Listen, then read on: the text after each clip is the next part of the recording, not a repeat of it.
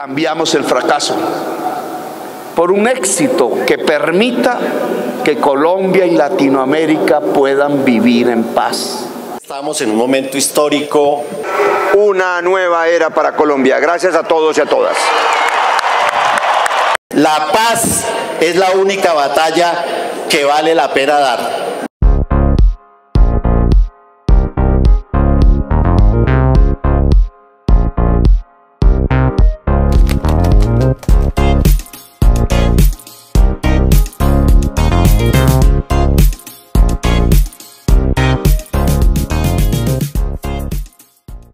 Bienvenidas y bienvenidos a este magazine Derechos Humanos en Paz. Vamos a trabajar en dos segmentos. Un primer segmento donde vamos a hablar sobre la situación de los derechos humanos y la paz en Colombia, con invitados muy especiales, con invitados que conocen de estos temas y que nos ayudan a analizar cómo evolucionan los temas en materia de derechos humanos y paz. Y luego vamos a trabajar un segundo segmento donde van a estar los que lideran la agenda del cambio, la agenda de la transformación en Colombia, del pacto histórico, de bancada de gobierno, y vamos a dialogar sobre los avances en la agenda legislativa. Por supuesto, también vamos a tener algunas entrevistas de personas que van opinando sobre los temas y vamos a poder desarrollar semanalmente este informativo, este magazine, Derechos Humanos en Paz. Y obviamente hoy iniciamos con un invitado muy especial. Tenemos acá en el estudio a Camilo González Pozo, que es un hombre que lleva toda la vida haciendo investigación, documentando todos los temas en su organización o una de donde él trabaja, que es Indepaz.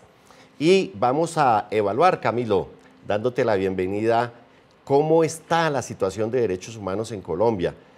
Yo veía la última nota que tú colocabas allí en Indepaz, donde nos decía, han ocurrido 94 masacres, 179 asesinatos de líderes y lideresas, 70.267 personas víctimas de desplazamiento forzado, 37 firmantes del acuerdo de paz asesinados, más de 58 víctimas de minas antipersona. La pregunta, Camilo, dándote la bienvenida, agradeciendo tu confianza y el gran trabajo que haces para documentar esto. Metodológicamente, ¿de dónde salen estas cifras, Camilo? Bueno, muchas gracias por la invitación, primero que todo, ¿no? Y bueno, las cifras son consolidadas por un equipo del Observatorio de Conflictividades en Indepaz que recibe información directamente de todas las regiones. Ahí se ha creado progresivamente una red de amigos y de personas de organizaciones sociales que están todos los días, a toda hora, mandando datos, corroborando. Y también pues se utilizan fuentes oficiales, tanto de la Defensoría del Pueblo, de los ministerios, y información periodística y de las organizaciones que se confirman antes de hacer los registros.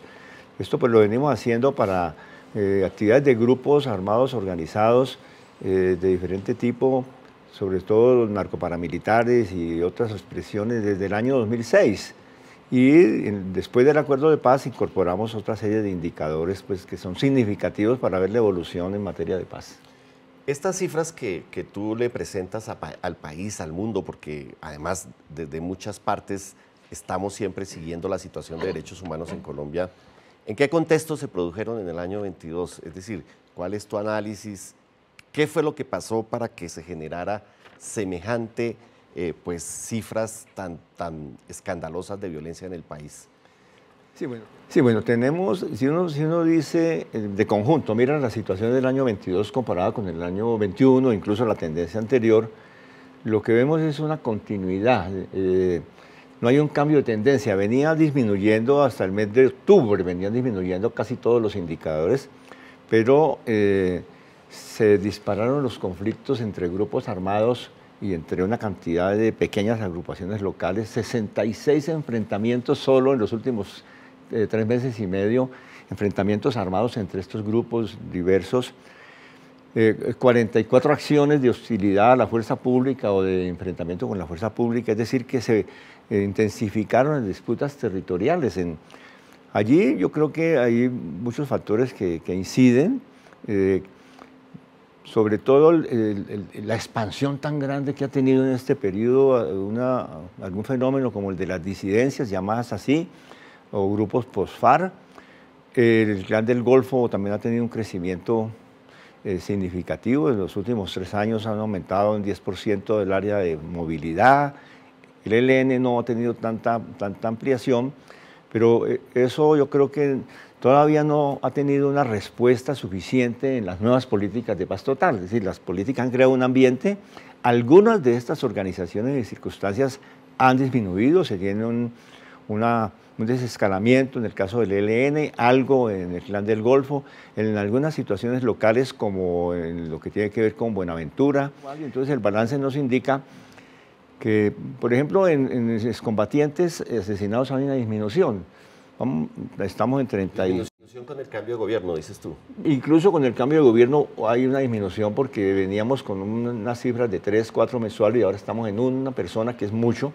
El desplazamiento se mantiene, en masacres estamos en 94 ya y el año pasado 95, es decir, que no hay un cambio de tendencia y pues ese es el reto que...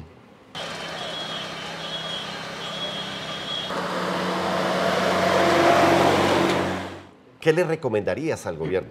Este gobierno ha tendido la mano, ha dicho que pues, va a hacer la paz total, ha hecho oferta a los diferentes grupos armados, tanto los que tienen naturaleza política como los que tienen, digamos, grupos armados de alto impacto que generan gran afectación y muchísima violencia en el país.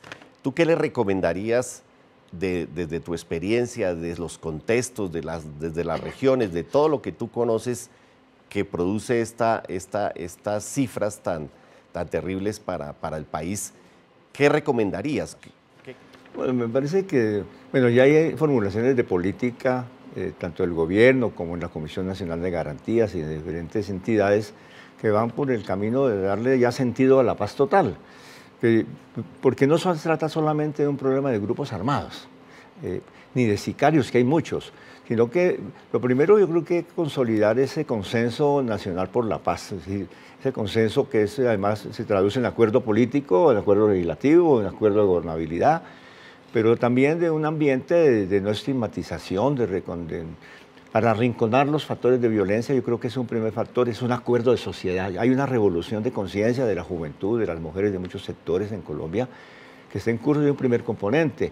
Me parece que la implementación del acuerdo de paz del 2016 de manera integral es una clave, porque es que ese acuerdo es un acuerdo para llevar con reformas, con medidas sociales, agrarias y de diferente orden, ampliación de democracia, llevar una serie de acciones del Estado y componentes que van en la buena dirección de desescalar violencias.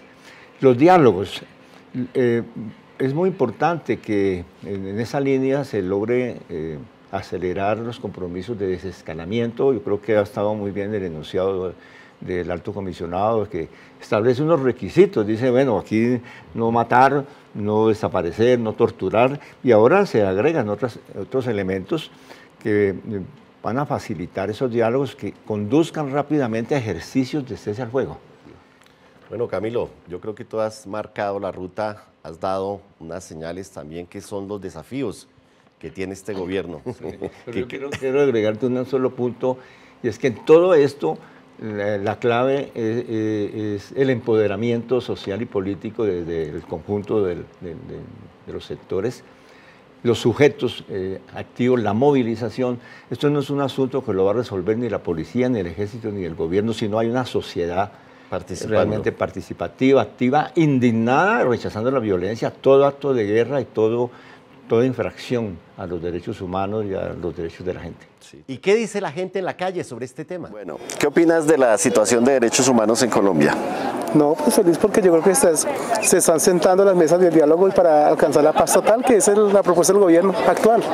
Buscando la noticia. ¿qué le recomendarías al presidente que está acá al frente para mejorar la situación de derechos humanos en el país? Que tenga un acercamiento realmente con la comunidad como lo ha venido haciendo y que no solamente quede en el discurso sino que quede en las acciones y que haya un empalme como lo ha venido realizando y que los líderes y lideresas sociales, los ambientalistas y demás personas como estudiantes universitarios y demás puedan participar en los espacios donde realmente se concerten diálogos de paz y donde realmente se lleven a cabo acciones en pro de toda la comunidad. Tenemos que condenar cualquier acción de violencia. Hemos hecho llamados a un cese multilateral de hostilidades. Y bueno, agradecemos a Camilo y no se vayan. Seguimos con el segmento de la agenda legislativa para el cambio en Colombia.